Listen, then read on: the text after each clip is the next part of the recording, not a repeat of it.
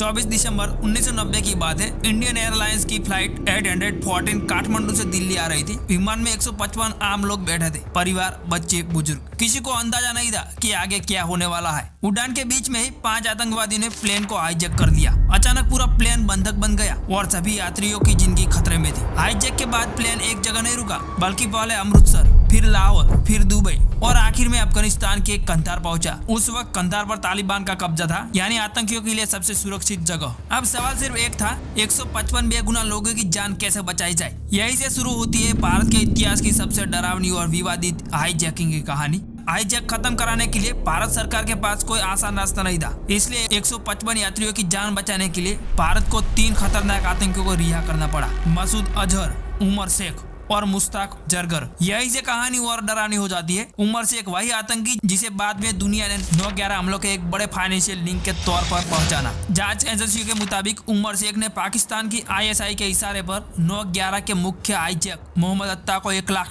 भेजे थे। यही पैसा अमेरिका में ट्विन टावर्स पर हुए हमले की फंडिंग में इस्तेमाल हुआ। यानी कंधार हाईजैक सिर्फ भारत की मजबूरी नहीं था, वो एक ऐसा फैसला था जिसका असर पूरी दुनिया ने 9/11 के दिन देखा। क्या धुरंधर सिर्फ इंटरटेनमेंट है या इसमें छिपे है नोटबंदी, पाकिस्तान का फेक करेंसी नेटवर्क, 9/11 आतंकी की ग्लोबल चेन और वो सच्चाई जो हम कभी खुलकर नहीं सुनते।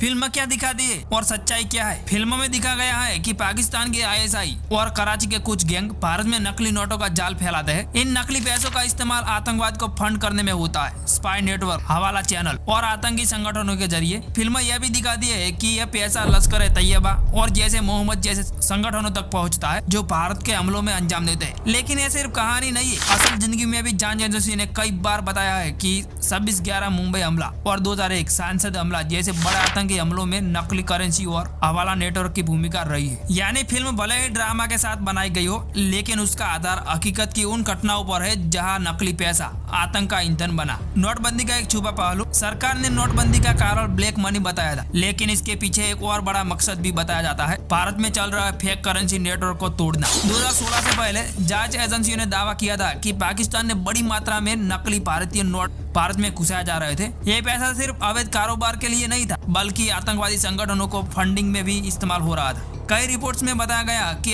ISI से जुड़े नेटवर्क, हवाला चैनल और अंतरराष्ट्रीय गैंग्स इस काम में शामिल थे। यहाँ तक कि कुछ मामलों में बंदरगाहों पर भारी मात्रा में नकली नोट पकड़े जाने की खबरें भी सामने आई है। नोटबंदी से अचानक पुराने नोट बेकार हो गए, जिससे इस फेक करेंसी की पूरी सप्लाई लाइन को बड़ा झटका लगा। हालांकि विशेषज्ञ मानते हैं कि नेटवर्क कमजोर जरूर पड़ा, लेकिन पूरी तरह खत्म नहीं हुआ। यानी नोटबंदी सिर्फ पैसे की कहानी नहीं थी, यह सुरक्षा, आतंकवाद और नकली मुद्रा के खिलाफ एक बड़ा कदम भी माना जाता है। रिपोर्ट्स के मुताबिक पाकिस्तान की खुफिया एजेंसी ISI नकली भारतीय नोटों का एक बड़ा नेटवर्क चला रही थी। इस पूरे सिस्टम का एक बड़ा नाम था जावेद खनानी। इसे ISI का बेकर कहा जाता था। वही नकली नोटों और टेरर फंडिंग के पैसों का मैनेजमेंट करता था। लेकिन हैरान करने वाली बात यह है कि नोटबंदी के सिर्फ 1 महीने बाद उसकी रहस्यमय मौत हो गई और आज तक साफ नहीं है यह आत्महत्या थी या किसी गुप्त ऑपरेशन का नतीजा। और यह कहानी यही खत्म नहीं होती। जांच में यह भी सामने आया कि खनानी का नेटवर्क सिर्फ भारत का सीमित नहीं था। इसी नेटवर्क से अल फायदा जैसे आतंकी संगठनों को फंडिंग होती थी।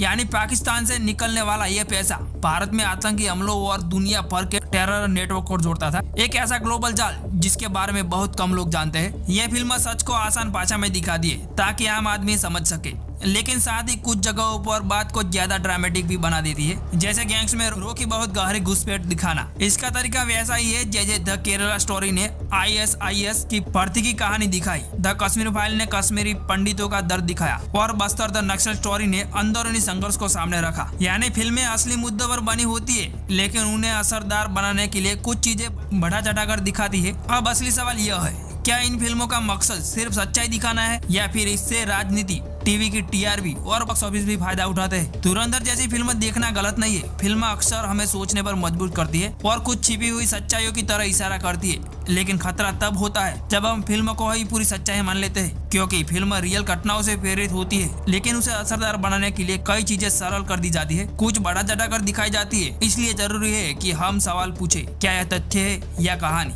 कहाँ सबूत है और कहाँ सिर्फ दावा। लोकतंत्र में सबसे बड़ा हथियार बंदूक या ताकत नहीं, बल्कि सोचने और सवाल करने की आजादी होती है। अगर हम बिना सोचे माने चले गए तो सच और प्रोपेगेंडा में फर्क करना मुश्किल हो जाएगा। और यकीन मानिए, जब आप खुद रिसर्च करेंगे, अलग अलग स्रोत देखेंगे तो जो सच्चाई सामने आएगी वो सच में आपके होश उड़ा देगी, क्योंकि ये बातें बहुत कम लोगों को पता होती है। जय हिंद।